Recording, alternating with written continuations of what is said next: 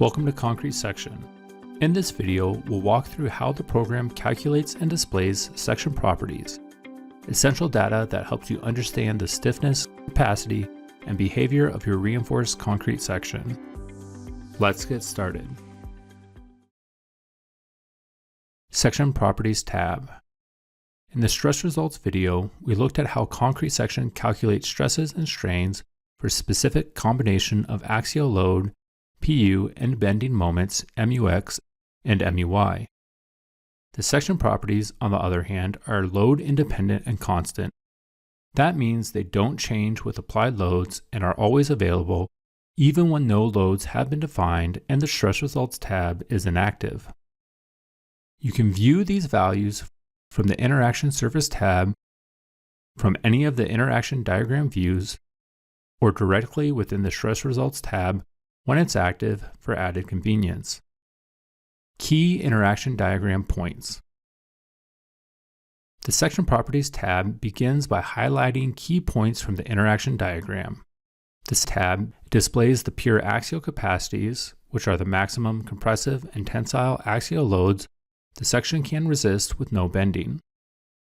It also shows the pure bending points, which are the positive and negative uniaxial moment capacities about both the x-axis and y-axis with no axial load. Finally, the tab indicates the balance points, both positive and negative, for bending about each axis. These points indicate where the moment in the section reaches its maximum and typically mark the transition from the tension-controlled to compression-controlled behavior. This helps you understand the ductility limits of your cross-section. All of these key interaction diagram points depend on the selected design specification. For example, switching from no design spec to ACI 318 changes the values for these key points. That's because the interaction diagram becomes more conservative. In other words, its extents decrease due to the application of strength reduction factors defined by the code.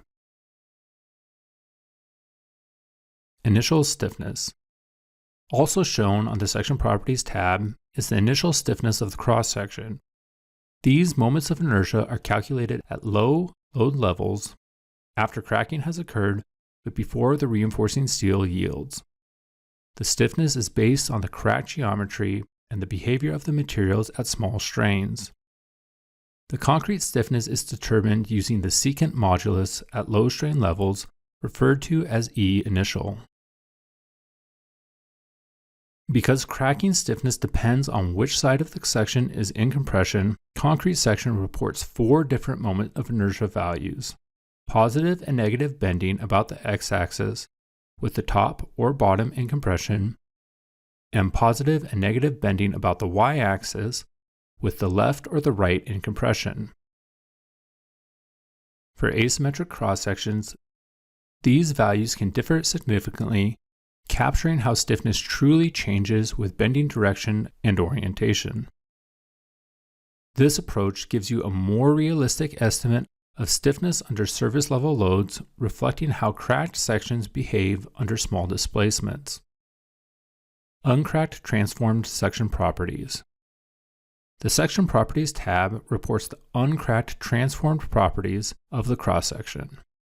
These values represent an idealized uncracked section where the reinforcing steel has been transformed into equivalent concrete using the modular ratio.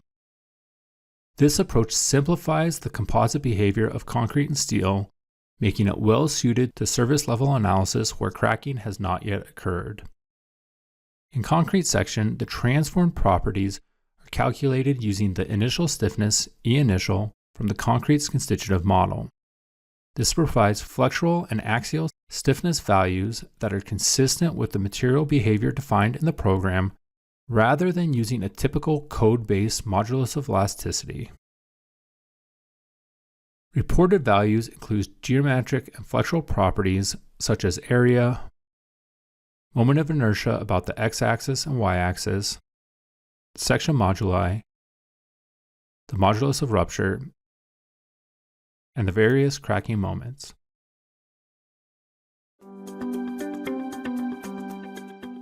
That concludes our overview of section properties in ConcreteSection. These values provide essential insight into both the strength of your cross-section and its stiffness characteristics, including how the section behaves before and after cracking.